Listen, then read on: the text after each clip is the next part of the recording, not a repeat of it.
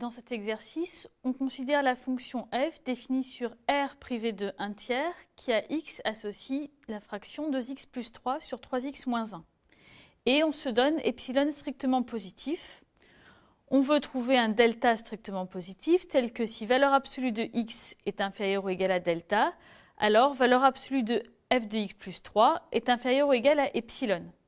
Ce qui signifie aussi, pour x assez proche de 0, f de x sera assez proche de moins 3, c'est-à-dire f de x sera assez proche de f de 0. On sait déjà qu'il existe un tel delta puisque la fonction f est une fraction rationnelle dont le dénominateur ne s'annule pas en 0. Autrement dit, on sait que f sera continu en 0.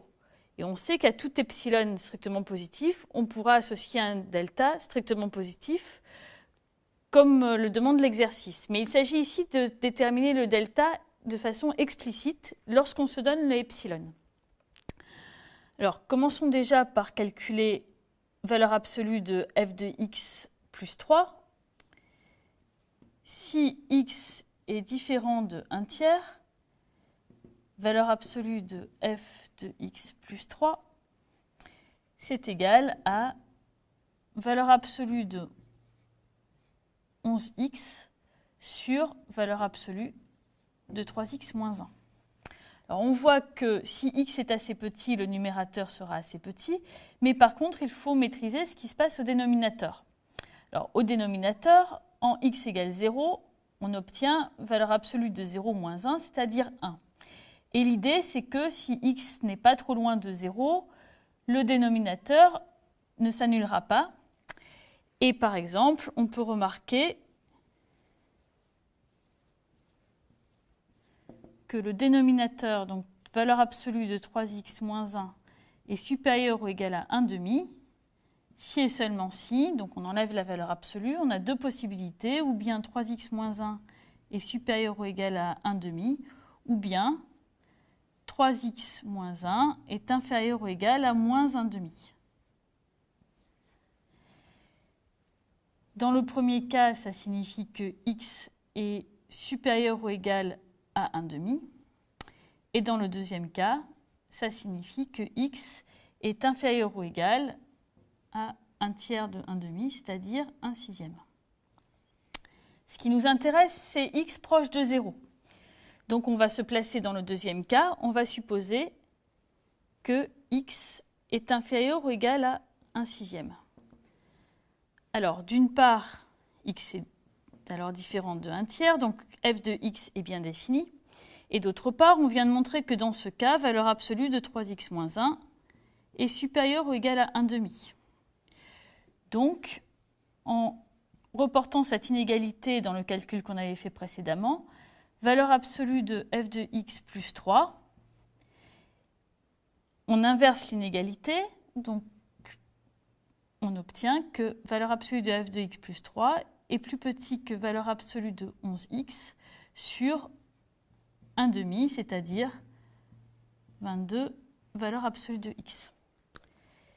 Et on veut que cette quantité-là soit plus petite que epsilon, et pour cela, il suffit de trouver x tel que 22 valeur absolue de x soit plus petit que epsilon. On suppose donc que valeur absolue de x est inférieure ou égale à epsilon sur 22. Alors, on a bien valeur absolue de f de x plus 3 qui est inférieure ou égale à 22 epsilon sur 22, c'est-à-dire exactement epsilon. Autrement dit, on est parti de epsilon strictement positif. On a d'abord supposé que x était inférieur ou égal à 1 sixième, puis que valeur absolue de x était inférieure ou égale à epsilon sur 22, et alors, valeur absolue de f de x plus 3 est bien inférieure ou égale à epsilon. Autrement dit, il suffit de poser delta, qui est donc delta de epsilon, puisque ça dépend du epsilon qu'on s'est fixé au départ, égale le minimum entre 1 sixième et epsilon sur 22. Alors, si valeur absolue de x est inférieure ou égale à delta, on a bien valeur absolue de f de x plus 3 inférieur ou égal à epsilon.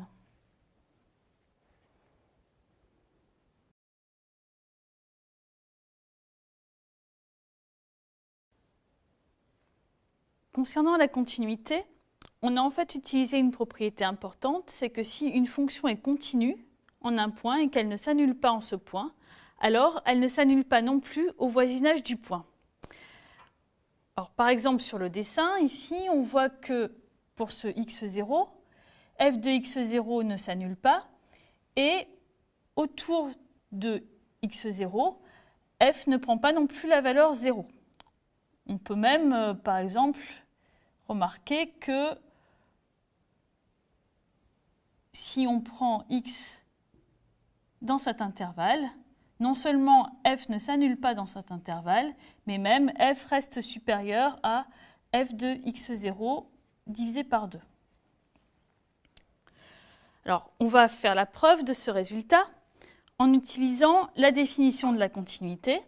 Donc, puisque f est continu en x0, on sait que ça signifie que pour tout epsilon strictement positif, il existe delta strictement positif, tel que si valeur absolue de x moins x0 est inférieure ou égale à delta, alors valeur absolue de f de x moins f de x0 est inférieure ou égale à epsilon. Et cela entraîne, grâce à l'inégalité triangulaire, que valeur absolue de f de x est supérieure ou égale à valeur absolue de f de x0 moins epsilon.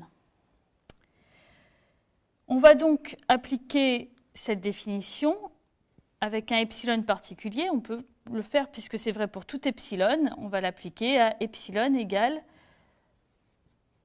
valeur absolue de f de x0 sur 2. Comme on a supposé que f de x0 est non nul, ce epsilon particulier est bien strictement positif. On obtient donc un delta strictement positif tel que si valeur absolue de x moins x0 est inférieure ou égale à delta, alors valeur absolue de f de x est supérieure ou égale à valeur absolue de f de x0 moins valeur absolue de f de x0 sur 2, c'est-à-dire valeur absolue de f de x0 sur 2, qui est bien strictement positif.